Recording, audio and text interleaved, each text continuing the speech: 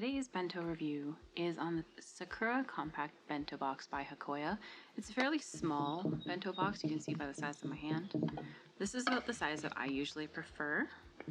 It includes a strap. In total, the volume is 390 milliliters, which I find pretty good for myself. My daughter uses it as well, and she tends not to eat everything, but that's just her right now. The top layer has 160 milliliters, and the bottom is 230, so it's slightly bigger. They fit together really nicely. The gasket sits on really snug. I haven't had any trouble yet with it kind of coming off.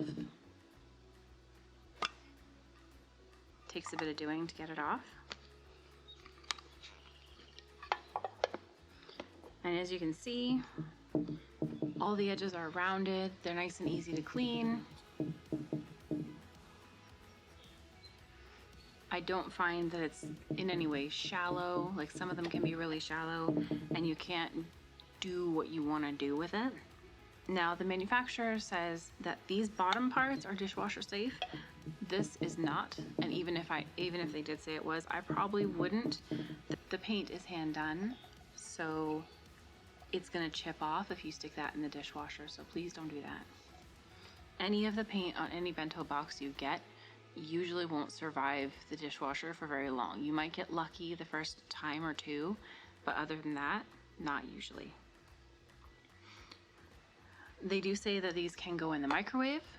I haven't found these to stain particularly badly. However, it is white. You can get it also in pink, but I wouldn't put anything like curry in it without lining it first.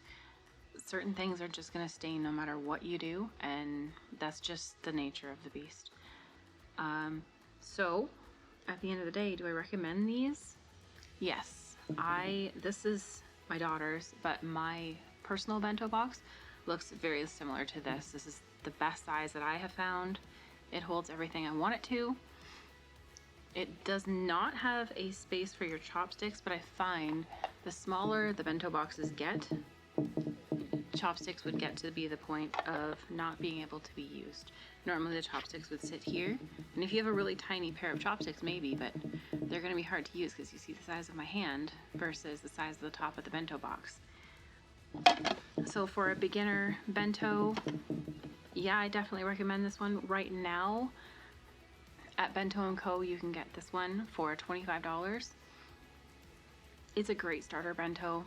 It's not going to give you any trouble. It's not going to be complicated to try and work around weirdness.